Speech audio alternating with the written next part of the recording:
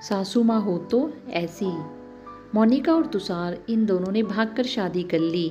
मोनिका मात्र 20 साल की और तुषार 25 साल का था। मोनिका अमीर घर से थी और तुषार मध्यम वर्गीय था। मोनिका के घर वालों को इस रिश्ते से विरोध था। उसके माता पिता को मोनिका के लिए अमीर लड़का चाहिए था।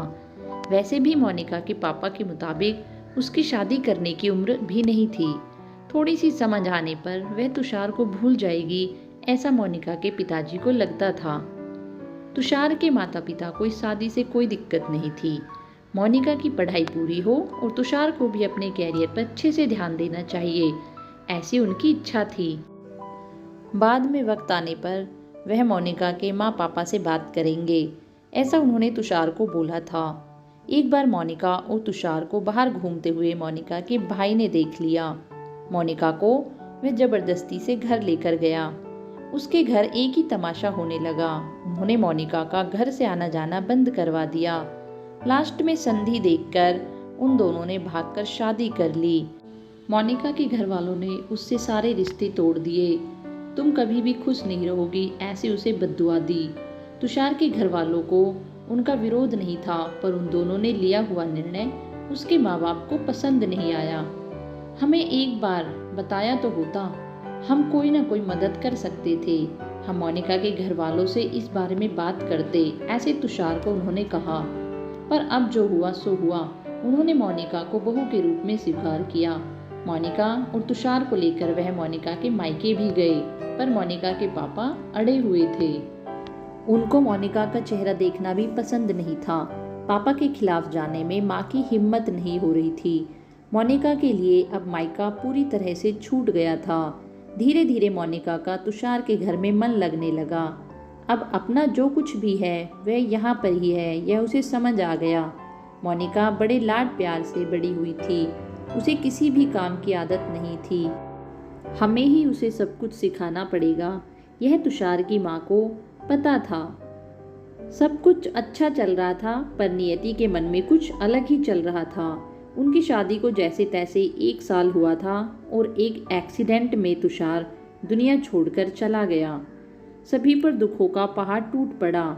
ऐन जवानी में अपने बेटे की मृत्यु होने के कारण तुषार के पापा को जबरदस्त मानसिक धक्का लगा। मोनिका भी पूरी तरह से टूट गई थी।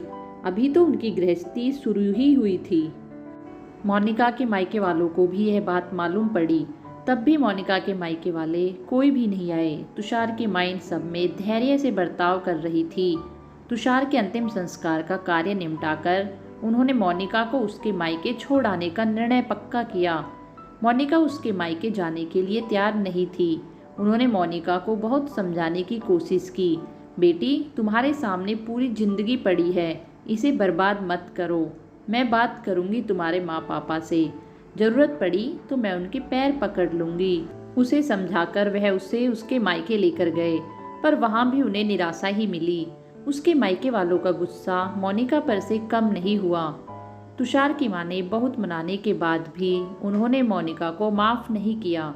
उसके पापा ने कहा, आपको यह बोझ लग रही होगी तो इसे कुएं में ढकेल दो। तुषार के माँ पापा मोनिका को वापस घर ले आए। मोनिका के वापस घर आने से घर के बाकी लोग थोड़े नाराज थे। अब मोनिका को कोई भी खुले मन से स्वीकार करने को तैयार नहीं था। कुलक्षणी अपशकुनी पोते को निगल गई मेरे, अब बेटे को भी निगल जाएगी। यह ऐसा बोलकर तुषार की दादी, मतलब मोनिका की दादी सास, उसे ताने दे रही थी। उस तुषार के पापा की तबीयत बहुत खराब हो रही थी। यह सब मोनिका को सहन नहीं हो रहा था। उसने ठान लिया कि यहाँ से दूर निकल जाना चाहिए। रात को सब सो जाने के बाद वह निकलने वाली थी, तभी उसकी सास जो जग रही थी, उन्होंने मोनिका को रोका। कहाँ जा रही हो, ऐसा पूछा। माँ, मुझे जाने दीजिए, मैं अपशकुनी हूँ। मेरी ही वजह से यह सब हुआ। मैं तुषार की जिंदगी में नहीं आती। हमारी शादी नहीं हुई होती, आज वह जिंदा होता। पापा की भी यह अवस्था होती नहीं। मुझे जाने दीजिए, यहाँ नहीं रह सकती। वक्त आने पर आत्महत्या कर लूँगी, पर अब यहाँ नहीं रहूँगी। सच में मेरे यहाँ आने से इस घर की सारी खुशियाँ चली गई। मुझे कोई अधिकार नहीं है यहाँ रहने का। मोनिका रोते रोते सब बोल रही थी। उसके सास ने उसे शांत किया। मोनिका, तुम दोनों मिले नहीं होते तो तुम्हारी शादी हुई नहीं होती। उस दिन उस ट्रक का ड्राइवर नशे में गाड़ी नहीं चला रहा होता। रास्ते पर लोगों ने तुषार को वक्त पर हॉस्पिटल ले गए होते। बहुत तो है बेटा, और अब वक्त निकल गया है इन सब बातों का विचार करने का। तुषार तो मेरा बेटा था, मेरी क्या अवस्था हुई होगी इन सब में। एक बार तो विचार किया क्या तुमने? वह तो चला गया और अब तुम भी छोड़कर चली जाओगी मुझे। मोनिका, तुम मुझ पर बोझ थी, इसलिए मैं तुम्हें तुम्हारे मायके छोड़ने नहीं गई थी। तुम्हारे सामने पूरी जिंदगी है, किसी के चले जाने से हम जीना तो नहीं छोड़ सकते। यहाँ से ज़्यादा तुम वहाँ पर खुश रहोगी, क्योंकि यहाँ तुषार की यादें तुम्हें हमेशा दुख देंगी। ऐसे मैं सोचती थी, पर जाने दो, जो हुआ सो हुआ। अब तुम तुम्हारी पढ़ाई पूरी करोगी, मैं तुम्हारे साथ हूँ और इनकी चिंता करने के लिए मैं हूँ। ना सिर्फ तुम्हारा साथ चाहिए मुझे इस सब में बेटा। तुषार के जाने से हर कोई परेशान था, हर किसी का बोलने का तरीका अलग हो गया है। तुम्हारा दुख मैं अच्छे से समझ सकती हूँ, पर अब तुम्हें संभलना होगा। लोगों का बोलना नज़रअंदाज करना होगा तुम्हें। मन लगाकर पढ़ाई करनी पड़ेगी। तुम कोई भी गलत फैसला नहीं लोगी, इसका मुझे वचन दो। मैंने मेरा जवान बेटा गंवाया है और अब बेटी को नहीं खोना चाहती। सास की बातें सुनकर मोनिका को रोना आया। उसने सास को गले लगाया। माँ, मैं कहीं नहीं जाऊंगी आपको छोड़कर। आप जैसा बोलोगे वैसा ही मैं करूंगी। मोनिका की सास भी मन भर के रोई आज। पहली बार उनका दुख फूट फूट कर बाहर आया था। आगे मोनिका ने मन लगाकर पढ़ाई की। बहू नहीं, वह उस घर की बेटी बनी।